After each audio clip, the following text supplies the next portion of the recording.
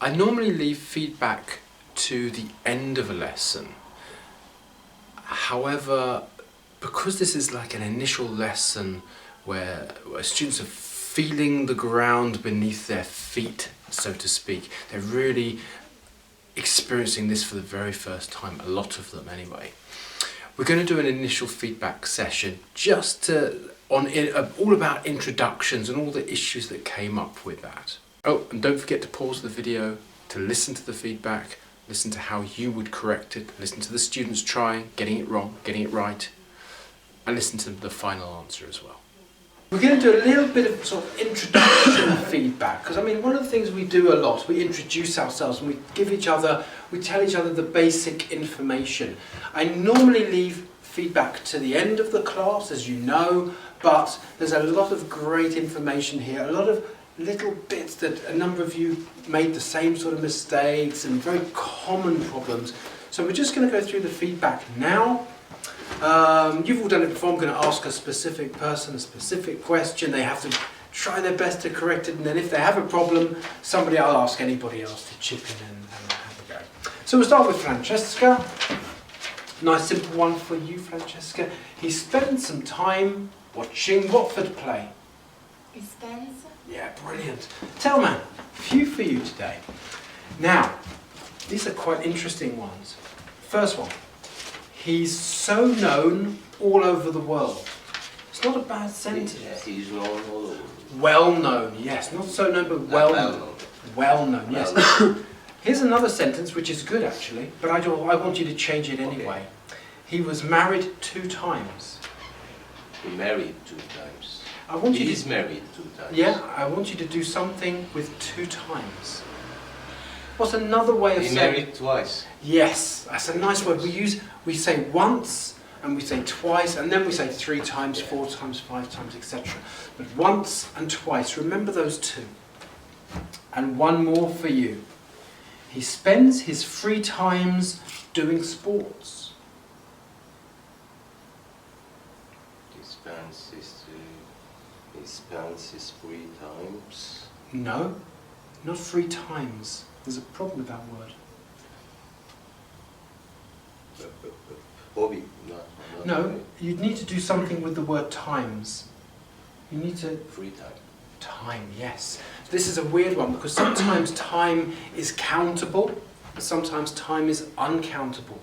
So if I said to you, how many times have you been to the shops today? And you can say, well, I went 5 times to the shop to buy chocolate, of course. What else would you buy in a shop?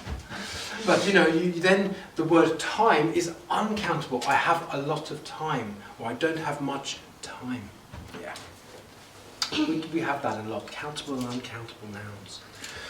Sergio. She likes go to the cinema. What's wrong? She likes go to the cinema. She likes to go. Good. She likes to go to the cinema with him boyfriend. What? She likes to go to the cinema listen, with him boyfriend. With her boyfriend. Well done, nice one. Sabina. Nice simple one for you. He wants to marry her girlfriend soon. He would like to marry his girlfriend soon. Very good. And of course you change want to would like to get around that problem, but you could have just said he wants to marry. So it's just a grammar, he wants, I want, very simple stuff. But I like the would like, oh, that's very nice. Hector M. He always is dreaming. I've cut the sentence. He always dreams. Dream. He always dreams. No, you had it right there. He always dreams. But you can, if you want, also use this verb to be. If you want to, you can use it in the present continuous tense. It's something we learned last term on the upper intermediate group. Do you remember that? Can you repeat me? He always is dreaming. Do you remember we learned how to use adverbs of frequency with present continuous? Yeah. But what's wrong with that sentence if you keep it in present continuous? He always is dreaming. He always dreaming? Say again? He always dreaming? No. He is always dreaming. He is always dreaming, yes, because when you have the verb to be, the adverb goes after the verb to be. Normally, with adverbs, because we use adverbs especially in the present simple, the adverb goes before the verb, yeah? I rarely go to the cinema. I never eat lunch on Fridays. But when you use the verb to be, I am always on time for my lessons. So the adverb goes after the verb to be. And last time we learned just about using adverbs with present. That's okay, hello. Can you please let me know how I get out? Yeah, you have to press the button, hold it and Oh, yeah. pull the gate. Thank you. You're welcome. I have many talents. So yes, so we learned. Yeah, that's it. So we learned about using present continuous with adverbs of frequency to express criticism, anger, or even praise. It was just something we did last time. Anyway, Szabolcs. She's husband is a doctor. Her husband. Great. Alba. She always is a good chef. She is the good chef. Is a good chef. Give me a sentence. She always, no. She. Can someone help her? She is is always a good chef. Great, yes. Just this same problem after the verb to be Yeah. adverb. We're going to be doing this this term on the intermediate group. We're going to be remembering this because we're going to do a whole lesson about it. Yeah. Yeah. Alba, she has 2 children. She has 2 child. No. No, 2 children. No, not quite. 2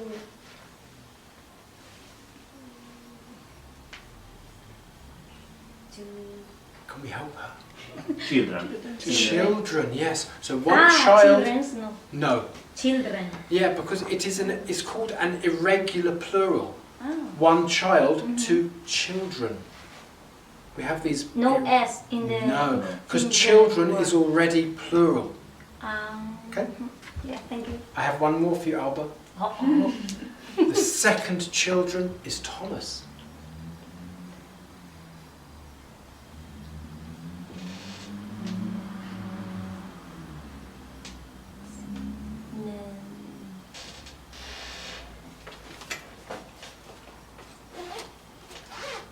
Can we help? The second child. Yes, child is the singular, children is the plural. So the first child is Francisco, the second child is Thomas, because she has 2 children. The second child name is. Yes, or the second. I would just wanted to focus on the word child. Yeah. When we talk about one child, the first child or the second Second child, singular, and then plural, children. Thank you. You're welcome. Camilla. He likes very fast drive. He likes to drive very fast. Very good, well done. Joseph. He plays different kind of roles. Just a little problem there. I have no idea. Can you repeat? Can you repeat? He plays different kind of roles. Kind of role. Different Kinds. kinds, yeah, different kinds of roles. Very minor.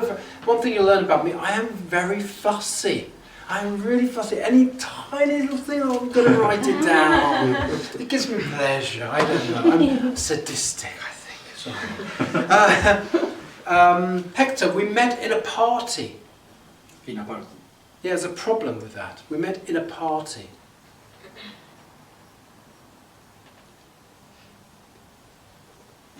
One party? No. And everyone help? We met before. We met at a party.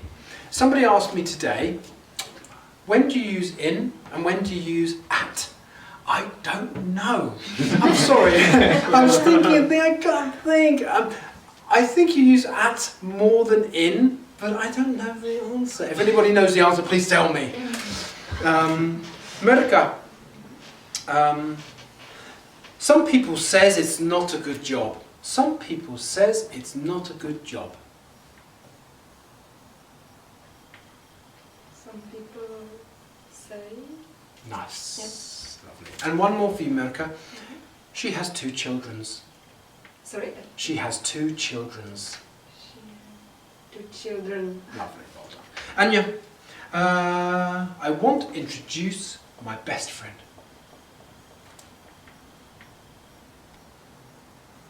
I want to introduce. Lovely, well done. And finally, Paco, in her free time, he plays sports.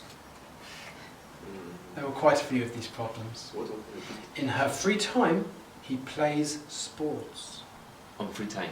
No, this is good. In her free time is very good. It's the second part of the sentence. In her free time, he plays sports.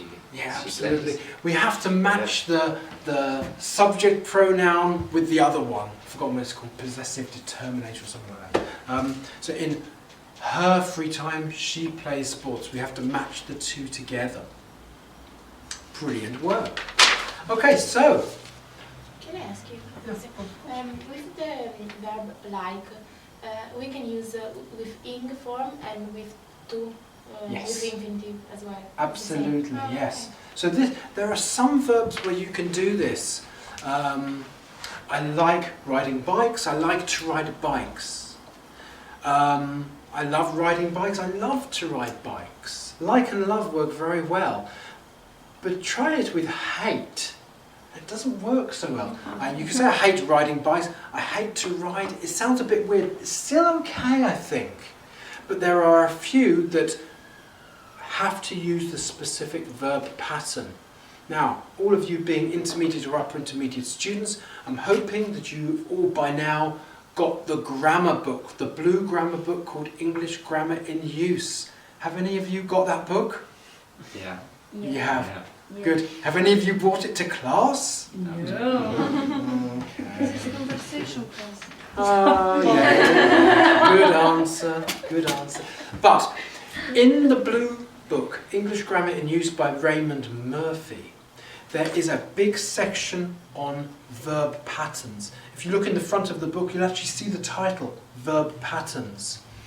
Every time, especially at the end of term, because all of these problems here, they will appear in your review at the end of term. Exactly as they are, as I've written them. So you get another chance to correct your problems, to look at them on paper, analyse your problems and correct them. And then you can say, oh gosh, I've got this problem a lot, and you can go to English Grammar in Use and do the unit on the problem. Sometimes in your review I'll say, please do English Grammar in Use, and I'll give you a unit number for homework. And then I'll say, if you don't understand, come and see me next term or during our extra study days and stuff like that.